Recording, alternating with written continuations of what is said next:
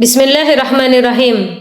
Apakah betul seorang istri yang dalam keadaan haid atau dalam keadaan nifas tidak boleh digauli oleh suaminya? Suaminya tidak boleh bersenang-senang dengan dirinya, sedangkan seorang lelaki itu nafsunya tinggi banget daripada wanita. Maka bagaimana seandainya istrinya itu adalah seorang istri yang memiliki durasi haidnya lama banget, belasan hari bahkan sampai 15 hari? Ada juga seorang istri yang mengalami nifas itu puluhan hari, bahkan ada yang sampai tembus 60 hari. Bagaimana solusinya? Apakah betul seorang laki-laki bisa menahan nafsunya hingga selama itu? Apakah memang betul tidak boleh disetubuhi seorang istri? Hal ini disebutkan oleh Allah Subhanahu wa taala dalam salah satu ayat Al-Qur'an. Kata Allah, Bismillahirrahmanirrahim. Wa yas'alunaka 'anil mahid. Mereka bertanya kepadamu tentang haid. Qul huwa adha. Katakan haid itu adalah suatu kotoran. Fa'tazilun nisaa fil mahid. Oleh sebab itu hendaklah kamu menjauhkan diri daripada wanita ketika dia dalam keadaan haid. Maka daripada ini para jumhur ulama, mayoritas ulama sepakat bahwasanya tidak boleh menggauli istri ketika haid. Akan tetapi ada garis bawahnya. Yang tidak boleh dijamah, yang tidak boleh digauli dari seorang istri itu adalah kemaluan depannya ketika dia dalam keadaan haid atau nifas. Selama seorang istri itu belum mandi suci, belum mandi wajib dari haidnya atau daripada nifasnya, maka selama itu tidak boleh seorang lelaki, tidak boleh seorang suami itu memasukkan farjinya ke dalam kemaluan perempuan, ke dalam kemaluan istri. Lalu bagaimana? Apakah lewat kemaluan belakang? Jelas, kalau lewat kemaluan belakang itu haram hukumnya. Mau istri dalam keadaan suci ataupun dalam keadaan haid atau nifas, tetap haram hukumnya.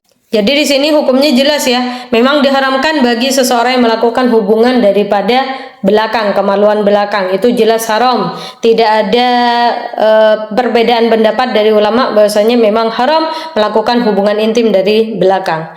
Lalu bagaimana solusinya? Apabila istrinya itu lama haidnya, lama nifasnya, seorang istri itu harus pintar ya, harus punya ilmunya.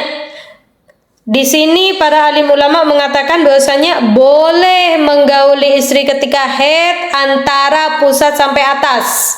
Yang tidak boleh dijamah itu adalah antara pusar sampai lutut. Itu yang tidak boleh dijamah. Jadi yang tidak boleh didekati adalah farjinya, adalah kemaluan depannya. Itu yang haram dijamah. Sebagaimana yang disebutkan oleh Rasulullah SAW, isna'u kullu syai' illa nikah. Kerjakanlah segala sesuatu kecuali nikah. Maksudnya bersetubuh melewati kemaluan depan. Jadi dibolehkan dengan cara apapun, boleh dengan bercumbu atau bersenang-senang dengan tangan pasangan. Dan di sini juga disebutkan oleh Sayyidah Aisyah radhiyallahu anha ketika ada seseorang yang bertanya kepada Sayyidah Aisyah, "Ma yahillu li min imraati wa hiya haid?" Apa yang dihalalkan bagiku ketika seorang istriku itu dalam keadaan haid? Apa yang dihalalkan? Faqalat kullu syai' illa al-farj. Segala sesuatu, kata Sayyidah Aisyah, boleh segala sesuatunya kecuali farjinya. Maksudnya kecuali kemaluan depannya tidak boleh digauli lewat kemaluan depan. Jadi bisa kita menyenangkan suami kita dengan anggota badan kita atau misalnya dengan tangan kita ya, menyenangkan suami boleh. Yang haram hukumnya itu melakukan onani sendiri. Yang haram hukumnya itu bersenang-senang dengan tangannya sendiri. Misal seorang istri bersenang-senang dengan tangannya sendiri atau seorang suami bersenang-senang dengan tangannya sendiri. Maka daripada itu kita sebagai istri yang solehah bukan membiarkan seorang suami itu bersenang-senang dengan tangannya sendiri. Karena apa? Karena tidak dilayani sama istrinya. Istrinya mengatakan, oh saya haid. Istrinya mengatakan saya nifas. Jadi di sini itu dari saking pentingnya seorang istri itu melayani suaminya, bahkan dalam keadaan haid, dalam keadaan nifas pun masih bisa menyenangkan suaminya, masih bisa menyalurkan hasrat suaminya dengan bercumbu atau dengan tangan kita. Boleh menyenangkan suami, yang penting tidak boleh didekati antara pusar sampai lutut atau kemaluan depan.